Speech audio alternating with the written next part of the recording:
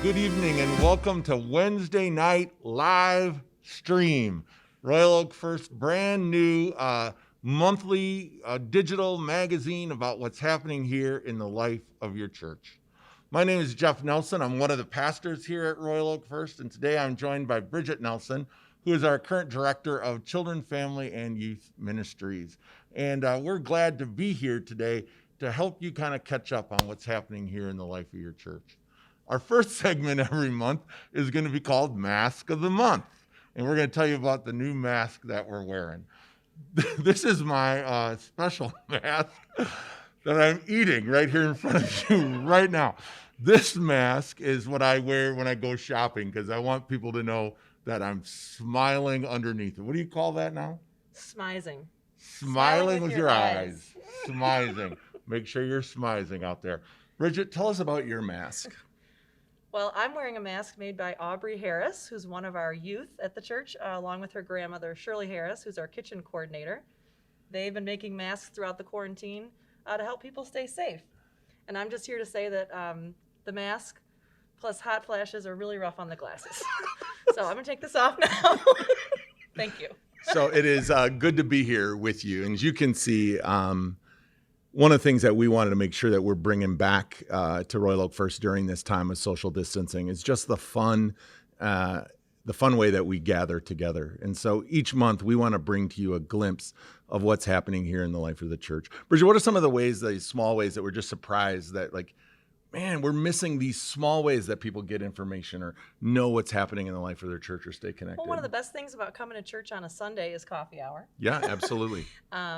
We know you're here for worship and for Sunday school and all that stuff, but it's also to see each other and connect. We're here for the donuts. Exactly. Yep. And the coffee hour and the conversation in the parking lot and on your way in and on your way out. And we're just really missing that sort of casual connection. And we're trying to figure out how to replicate that a little bit and make sure that you just know what's going on with your church family. So once a month, we're going to gather here to do that, to share some stories about what's happening, because here's the deal, friends. The building may be closed, but the church is alive and well. And you need to know all the ways that God is still at work in the life of this church, in the life of people like you, and the ways that your gifts and your prayers are really still making a difference here in the world. So that is what this Wednesday night live stream is all about. And you should look for this magazine to come out, this digital magazine to come out about once a month. And we're really grateful to get that started. One of the things that's going to be coming up here in the next week is a new church sign. It's lawn sign season, right? And we don't want to miss out on having our lawn sign on the yard. Bridget, when you go around town and you see our church signs, what are some of the stories you hear about people that see our signs out there? Well, first of all, it helps us know where our church members live. As you're taking a bike ride around town, you say, oh, I didn't know a church member lived here in my neighborhood. We go home, we get the directory out. We really do snoop on you. Yeah. And so they're just a great way for people to show their support for the community and also show our church name as a church that's trying to be active in the community despite this strange time we're living in. Yeah, this Sunday, we'll unveil the new church signs and have you come out there. So let me tell you the slogans that didn't make it, all right? We worked really hard. We sent this out to Jay Dunstan. He's into marketing. And Jay came back with these titles, and they didn't make it. I wonder if you think some of them should have. He said, in a season when the donkey and elephant are fighting, look to the lamb for answers. Oh, isn't that good? We thought it was good, but too soon, right? A little too soon. So we didn't want to go for that one. How about this one? This one Jay Dunstan came up with for us. 6 feet apart today is better than 6 feet under tomorrow. It did not make the cut. It did not make the cut at all. Thank you, Jay, for your hard work. I thought this one was interesting right here, right? He said, this could be on our sign. The fact that there's a highway to hell and only a stairway to heaven says a lot about anticipated traffic numbers. Did not make the church sign. I really liked this one that he came up with. He says, be brave like Noah. He sailed around in a wooden boat with 2 termites. Didn't make the cut. This one came awful close. Having trouble sleeping? Try one of our sermons. Yeah, thank you for that. Too soon. And this one was going to feature Darth Vader from Star Wars fame on the sign, and it was going to say, "I find your lack of faith disturbing." We didn't go with that one. How about this one that almost made the cut? Under the same management for 2,000 years. There you go. And this was our last one that didn't make the cut. We're not Dairy Queen, but we have great Sundays. So those are the signs that didn't make the cut. So you're going to want to check in this Sunday to see the signs that do. So yeah, get your church sign coming up soon. One of the things we wanted to do here today is make sure that you're aware of the fall program. This is the Sunday where we would all be coming back, getting excited about the new fall program. You'd be wondering what's going to happen. And because we're in social distance, doesn't mean that the church programming is stopped. In fact, you're going to be surprised at the creative ways that your staff has come up with ways to make sure that you can be connected and engaged in the work of the church here. So we're going to turn it over to Bridget to tell us about our fall program. Bridget? Thanks, Jeff. Hi, everybody. It's great to see you, and thanks for tuning in tonight. I want to tell you a little bit about what's going to happen in our fall program, because despite our strange circumstances, we are going to try to find ways that we can see each other safely and connect as a church. So I'm going to go through 4 program areas and let you know what will be happening. In congregational care, one of the things we're learning is that in this time, church was often a time that we gained a lot of information about what was happening with you and your lives, and so we are missing that. And we want to establish Danielle Moody as the contact point for all that information. If there's anything going on that we should know about, if you are struggling in any way, if you are sick, if you are going into the hospital, if you are having a procedure, please let Danielle Moody know. Her contact information will be up here on the screen. She is going to become the hub of all our information, and she knows how to get a hold of our pastors and how to distribute that information around for the staff. And we really want to know what's happening with you so that we can be supportive and help out in any way that we can. We also need callers. We need more people who are willing to get on the phone and make a few phone calls a month to some of our people who are living alone, to people who have small kids, to people who are struggling in any way during this time. So if you'd be willing to be one of those people, please let Danielle know, because we're gonna try to get a nice team together of people who are just willing to make some phone calls and connect with our church family throughout the rest of this time that we are sort of at home much more than we're used to. Our second program area is adult discipleship. We are going to be bringing back our small groups this fall. It will start in October.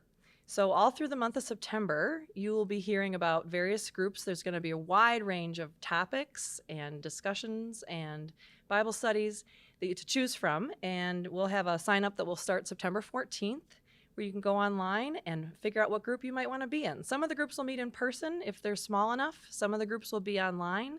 There'll be a variety of daytime meetings and evening meetings. And we just really look forward to helping people see each other and have meaningful conversation in a variety of ways. So hopefully you'll all find one you can join and be part of a small group this fall. Our third program area is missions. We are very excited to participate again this year in Sock It To Me September. Last year we collected thousands and thousands of socks. This year we hope we can do as many as we can do given the circumstances, both in the Noah Project and for our guys here at the Bag Lunch program. Socks are a huge part of the winter for anyone who's struggling with homelessness in the cold. Socks are an absolute need. So any new men's socks, we would love for you to contribute some of those. So you can bring them to church throughout the month of September, whether you're attending one of our small church gatherings or every day, Monday through Friday, one of our staff members is here at 10:30 serving lunch. You could stop by then and hand them to them. Or on the last Saturday of the month, that's September 26th, we will be here from 9 to noon to collect them if you want to bring them then. So we're hoping to collect a lot of socks for the month of September. In the month of October, we're already planning that our collection will be hygiene items for our Bag Lunch program. So if you're seeing those around on sale, feel free to start picking them up now, but that will be our item for October. And lastly, for our Children, Youth, and Families program, we are figuring out how to be outside together, to be safe together. So our youth group will start meeting this Sunday, September 13th, 3 o'clock on the church lawn. We'll meet every Sunday as long as the weather lets us do that. And then our Holy Cow program will start Wednesday, September 16th. We'll be meeting on the lawn every other week. If you are a family that's in our program, you should have already received that calendar. And if you have kids and have not received that calendar, please be in touch with me so I can make sure you get on that mailing list.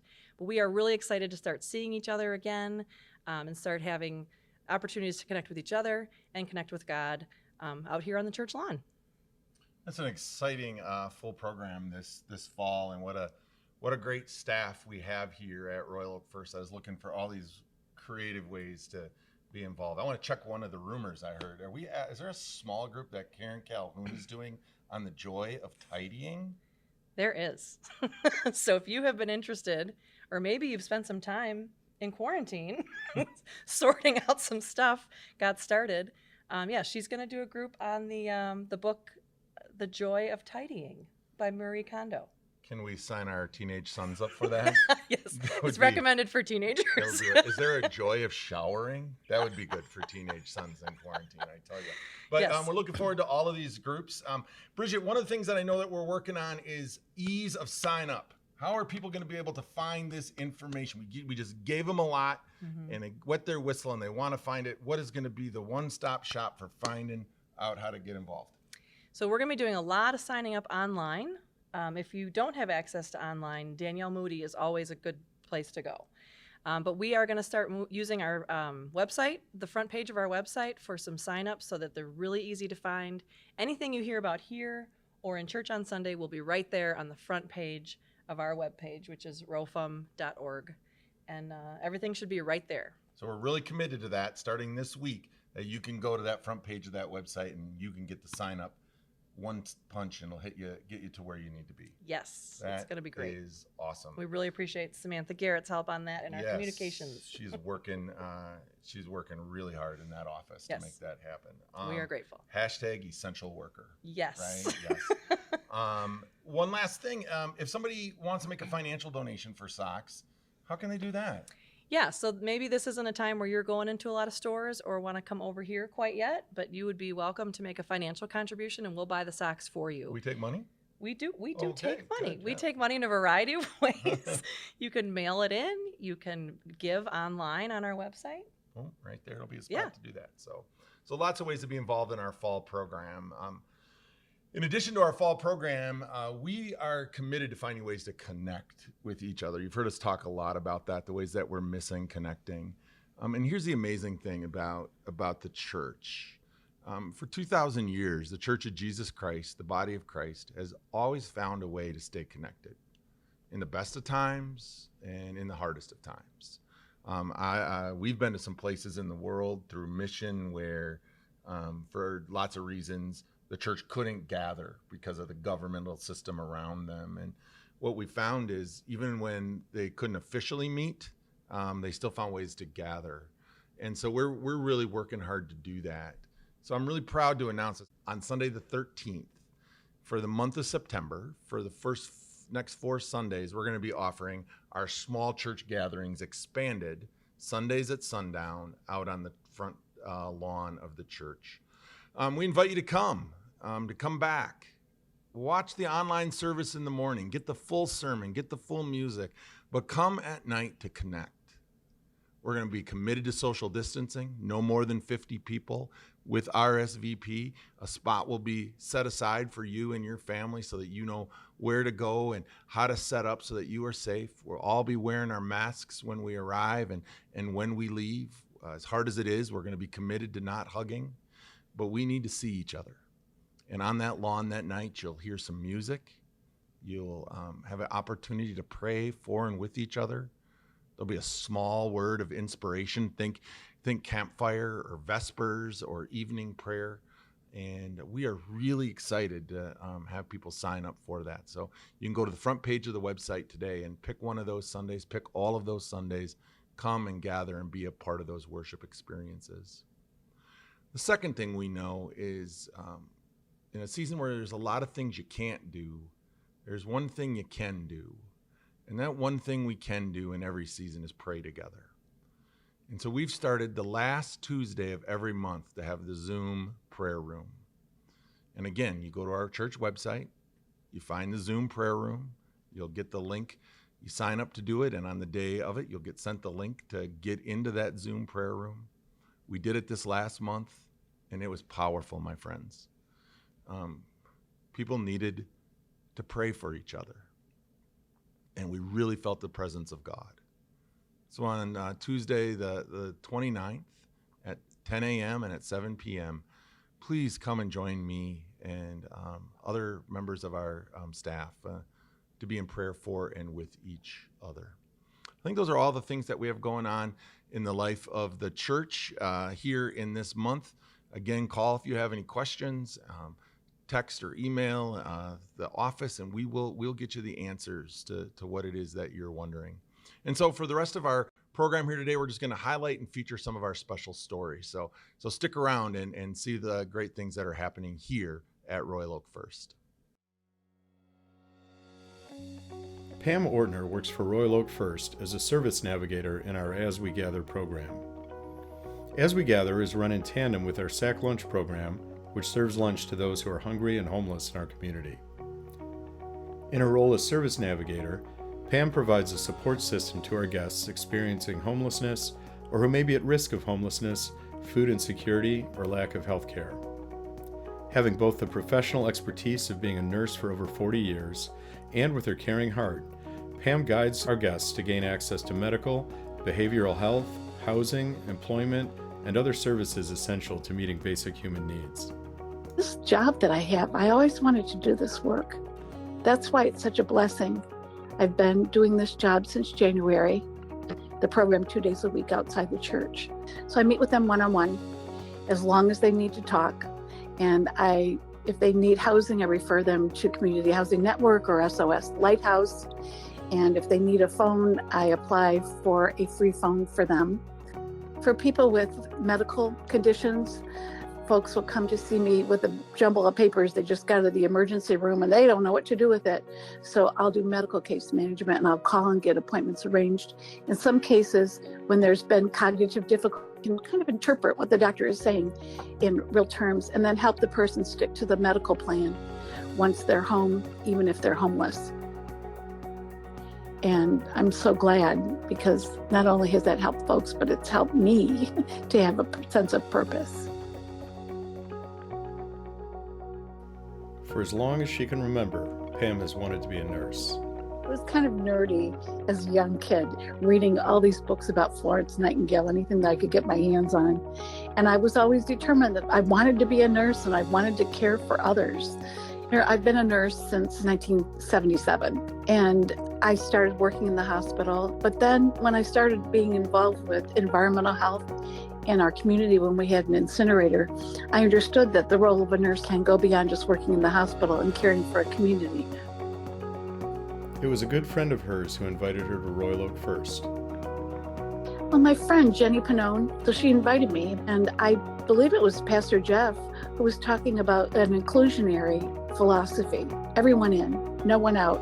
And that just resonated with me because I feel that that's Jesus' life and his practice was lowest class in society, who other people shunned. He reached his hand out. And I felt, I found a home now. I really have. Pam loves to talk about her kids and her grandkids. I have 2 children, Michael and Destiny. And Destiny has 2 boys, Alec and Ethan, who Ethan's getting ready to graduate from high school this year. And Alec's following shortly behind. And my son Michael is married to Andrea Riley Mukovitz, and she's a professor at Grand Valley State University in rhetoric and also environmental justice. So I'm very proud of my kids. They have 2 girls, Layla and Miranda, who are 6 and 4, and they are a bundle. They're going to come stay with us next week. They are a handful. So you'll see me laid out somewhere after they go home. But I love them so much. I love all the kids and so proud of them. Yeah.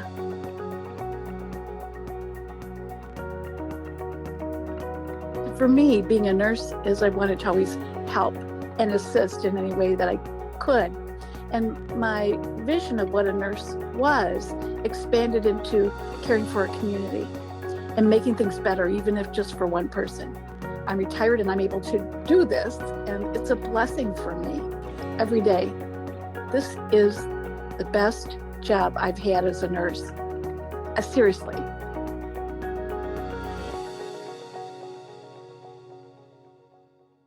It's an honor and privilege to introduce you here on the couch to one of our hashtag essential workers, Pam Ortner. Pam joined our staff team here in this last year as the coordinator of our As We Gather program.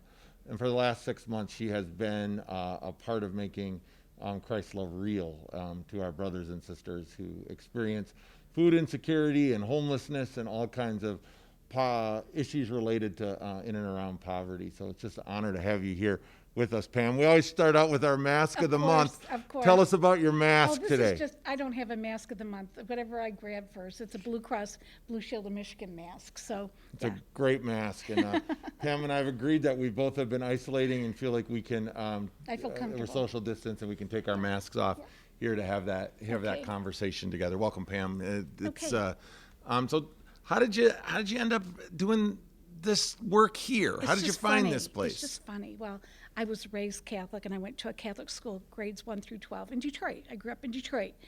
And I had not been in a church for quite a long time. I dabbled, looked at other congregations.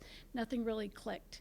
And Ginny Panone, who lived down the street from me, after her husband died, she invited me here. I was camping when they had the memorial service, so I was unable to make it, but I came later. And I think it was your words when you said, everyone in, no one out, that just stuck to me. I mean, I've been to a church in the past when I was much younger, that a guy that looked like a hippie came in the back door, and the priest or whoever it was at the front of the congregation said, stop, this is not how you come to church. I was just been so turned off. And Now you have a pastor up front And- that looks like a hippie, so you're you know, doing so all right. well, I hate to tell you this, but you don't really look like a hippie, but No. you got a hippie heart. Yay, thank you. I'll take it. I'll take it. That's good. That's good. Ginny, thank you so much for inviting your friend Pam into the life I of our love church. Ginny. And so, Everybody loves Ginny. tell us how you got drawn to take a chance at this working with our bag lunch program and our As We Gather community. Well, here's kind of a philosophy that I have. If you throw something out there, the universe is going to conspire to make it happen. That was a famous quote. I don't know who wrote it, but I had been thinking, I quit my other job. I was doing kind of contractual work with a health insurance company. And for me, it was very soul-sapping work. And so I wanted to do something to do some good. And I was sitting in church maybe 2 weeks after I started, and there was an ad in the church paper that said looking for a missions coordinator. And so I applied for that position. And when I was interviewed, both people who interviewed me said, you know what, we think you'd be a better fit for this program. And I've done case management before, so it was kind of in my, not toolkit, wheelhouse, whatever it is that they call it, I can't think of it. It fit. And it's the best work I've done, and I've been a nurse for over 43 years. Tell us what a day. Aging. Tell us what a day on the sidewalk out here is like for you. What kind of things do you experience? Well, I experienced some people just coming up to say hello. George is one of our members that has successfully been placed in an apartment building. He's been there over a year. And he recently, I noticed he was limping. And I'm sure it'll be okay with him that I Yeah, say. he told us this and story, I said, George, you're limping. What's going on? He says, well, I hurt my knee. I said, well, did you see the doctor? Yes, but I don't know what to do with these papers. And that's what sometimes people do. They bring me a mess of papers when they've been discharged and they don't know what to do with them. So I got him in with a surgeon at Beaumont, and now he's going to have a knee replacement. And you would think you gave the guy like $100 million. And those are the types of things I can help people with medical issues. Someone comes up and they don't have a phone, and what will we do without our phones in this age, especially if you're seeking housing and you're looking for resources? It's almost impossible. So I'm able to order free phones for people from a federal program that is funded for that reason. And I work with Community Housing Network and SOS Lighthouse to help place appropriate people in housing. We've been able to do that a few times. So it's a range from medical to housing to food. Do you want me to tell you a story about a? Yeah, that'd be great. Tell us the I'll story tell of you one a of your story. favorite folks. I feel very comfortable talking to Yeah. you. This is not normal for me. Wow, you're doing great. But there was a fellow that I was helping him get his medical stuff together. And he got a very daunting diagnosis. And people who have Medicaid have medical transportation, so usually I arrange it. But I didn't know he had Medicaid at the time, so I was driving him. He was someone who came to our church, not necessarily part of the program. And one day going back home, I said, well, what would you like to eat? Because he had lost a considerable amount of weight. And he said, I don't know, tacos, get me 2. So I got him 4. Before I was down the block, he consumed 2 of them. And he had lost a considerable amount of weight. So then the church realized that he wasn't eating. He had food insecurity. So we bought some food for him. And within a week, he had already gained 10 pounds. That's amazing. So you take people where they're at. Can I tell you a little bit about my philosophy? Yeah, please. My philosophy is that you take people where they're at and you meet them where they're at. So I've had someone come to me and they don't want housing, and I have seen them in the winter coming into the shelter and they're miserable. What do I want for them? I want them to have a house. But this person, that's not their goal. So what I'm always reminding myself is, how can I meet them where they're at? What is it that you want, and how can I help you get that if it leads to your betterment?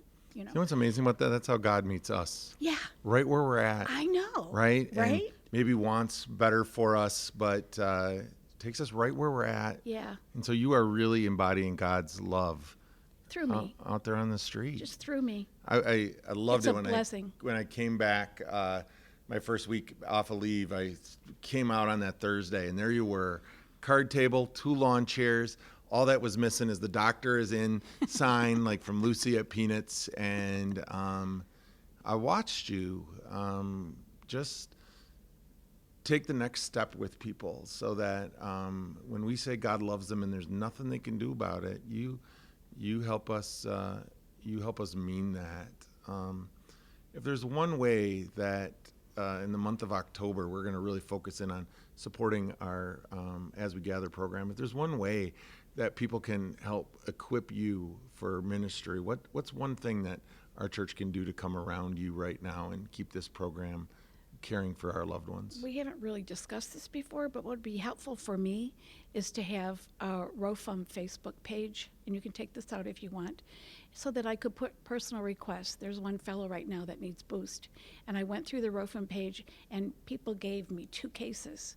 But if we could have something specific for As We Gather, I won't name names, but I'll ask for specifics. You'd like us to start a needs list? I would like a and needs create some list. ways that people can respond to that. Yes, that would be great. Look for that in October. That's easy. A way to match needs with people who have a desire to give. Yes. Boy, Yes. we will look for that. Look for that in October, and it's great. Pam, if you had one word to say to your brothers and sisters who are checking in on this Wednesday, what do you want them? What do you want them to know? Myself, I've been in places where I'm only 1 paycheck away or a month away from being in the same position as so many of the people we meet are. We're all there, and many of you feel it, I'm sure, at this point because of what's happened with the pandemic. It could be you or I, but it doesn't matter. What really, to me, the church is and what God's love is to treat another person like you'd like to be treated. And when someone needs a hand up, you give that hand to them. That's my message. Pam, we just thank you for being one of ROFUM's essential workers in this season, as in every season. You are making a difference. Thank you so much. It's a blessing for me. Yeah. Thank you. Yeah, thank you. We're going to move from our essential worker meeting Pam here over to our mission moment. And this month we're focusing similarly with our sister program, the Noah Project, which does this in the center city. So watch this video of the introduction to the Noah Project. Thanks again, Pam, for coming and seeing my us. pleasure. My pleasure. Thank you. The Noah Project has been providing lunches out of Central United Methodist Church since 1976. Our lunches are more than a lunch, though. They are a way to begin to get to know our neighbors who are living on the streets or place to place. Our clients come initially for a lunch, and they begin to access other services we offer. It's a place to get mail, receive socks, and basic hygiene items, connection with shelter, and hopefully long-term housing. In March, when Michigan began to shelter at home, NOAA continued to provide essential services of food, hygiene items, mail, access to phone, and connection with shelter. As we moved forward during this time, we have brought back other essential services, such as meeting with clients one-on-one to access benefits, replace identification, and navigate the housing process.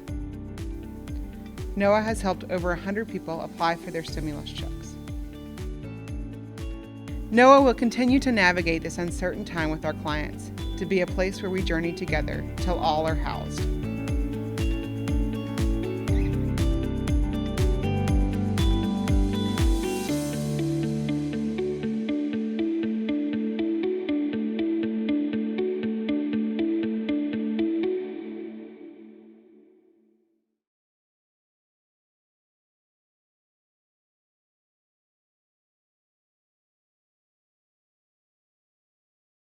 We're back over here at the couches for an opportunity to get up close and personal with Amy Brown, the executive director of the NOAA project. Amy, thanks for coming on out here and joining me here today.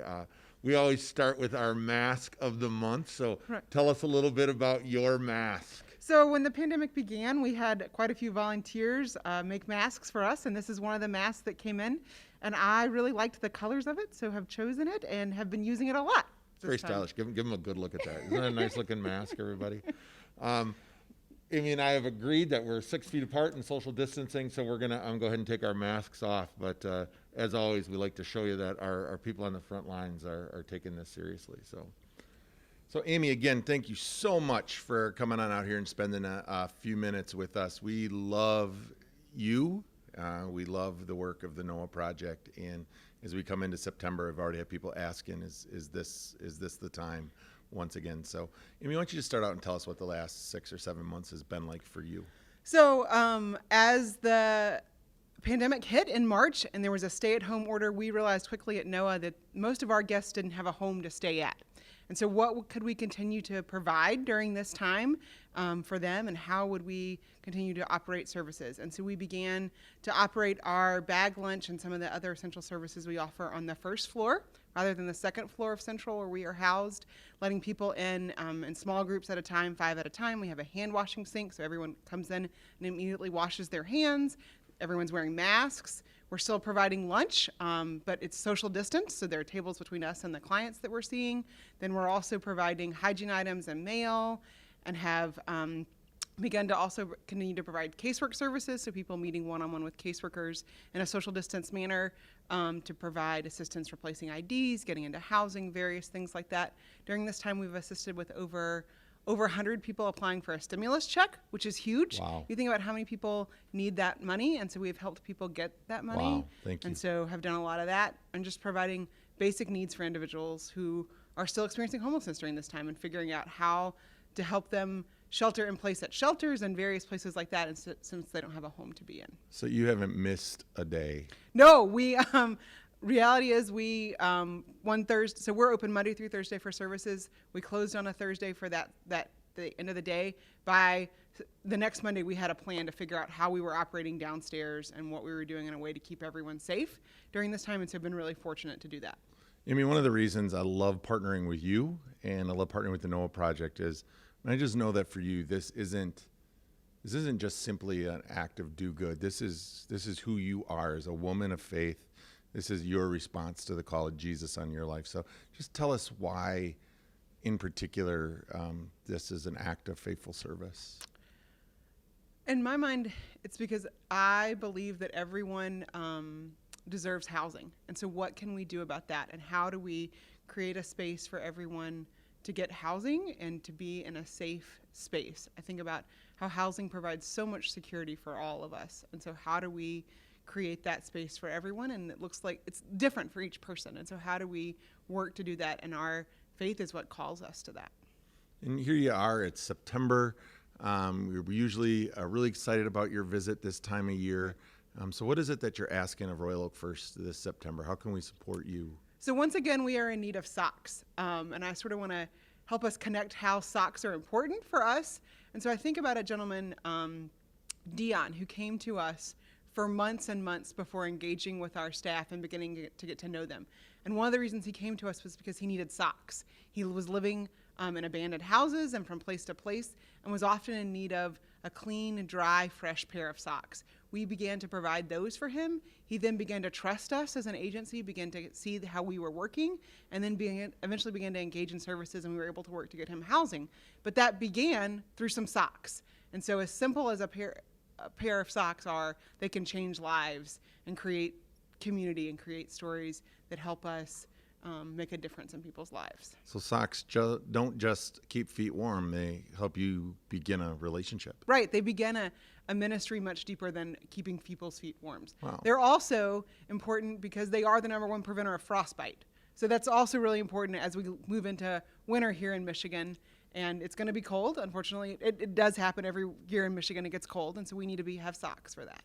So you hear it here, friends. Our friend, our partner, our sister on the front lines here has come to us again here in September and said, you want to help me help our brothers and sisters who are experiencing homelessness?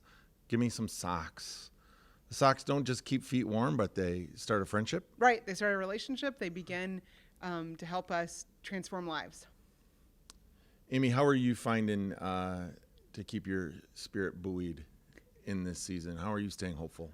So I think even in the midst of a pandemic, there have been a lot of signs of hope around the Noah Project, of people continuing to get into housing, of clients just being grateful that we're open and excited to come and see us, even if it's in a totally different manner than they've seen us before, and excited that we are a space for them to be able to check mail and know their names and just find community in that small sense of being able to be together. Amy, you give us hope. On days when we wonder if we can keep going, we remember you and that you're keeping it going. And any little bit that we can do to come alongside you is just an honor and a privilege. Thank you for being the hands and feet of Jesus. And the cool thing is you were doing this before the pandemic, and you're going to be doing it after the pandemic, because this isn't new time for Jesus's people. And so thank you for just being consistent and being who you are in the world. Friends of Royal Oak First, please go to our website and find the times and places you can drop socks off. Also, you can find a place to make a monetary donation so that we can buy the socks for you. Every year we talk about the big number. We're not worried about the number this year. We just want to be faithful. So as many socks as we can put in Amy's hands is going to be a blessing to her and a blessing to our brothers and sisters. Amy, we love you. God loves you. God loves your work. We love your work. And there's nothing you can do about it. Thanks for coming and visiting us here today. Thanks for having me. You bet. Thanks for this partnership. Maybe the month of September was a special month for you that you celebrated a birthday. I'm going to ask you to watch the screen and see those brothers and sisters who took another trip around the sun in this month of September. And I invite you to take note. And if these are some of your loved ones, again, reach out with a phone call or card. I know it'll mean the world to them.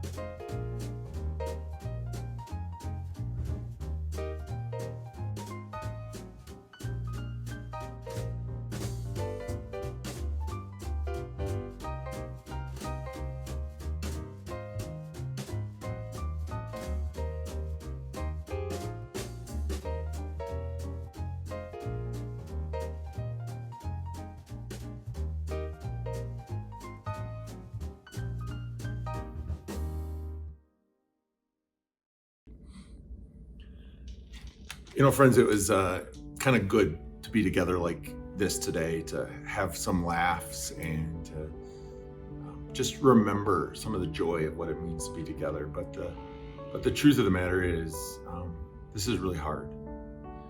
It is hard not to be together.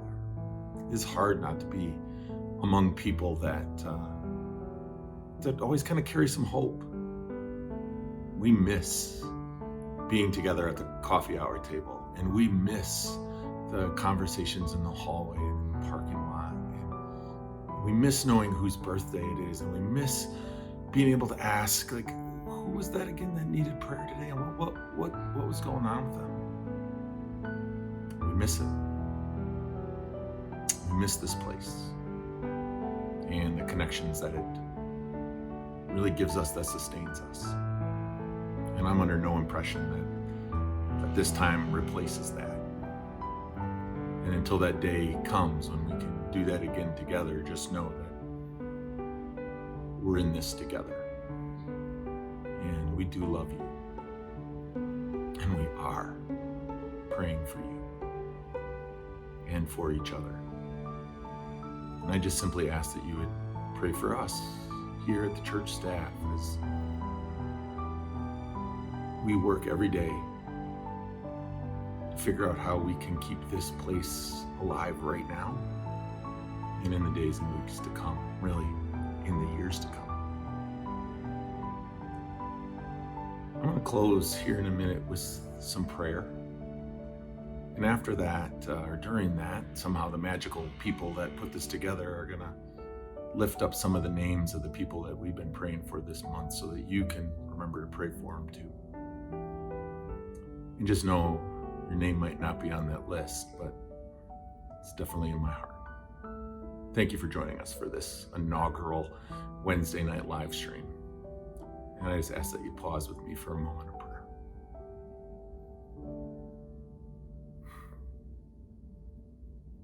Lord,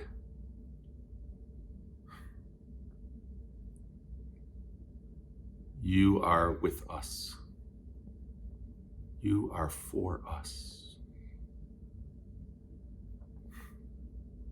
And you promise to go ahead of us to prepare a future that awaits us. We're leaning on that promise right now because we can't always see the future beyond, sometimes beyond the next hour. So be with us. Be with Royal Oak First. Be with our pastors and our staff. Be with our people. Be with those who are sick. Be with those who are alone.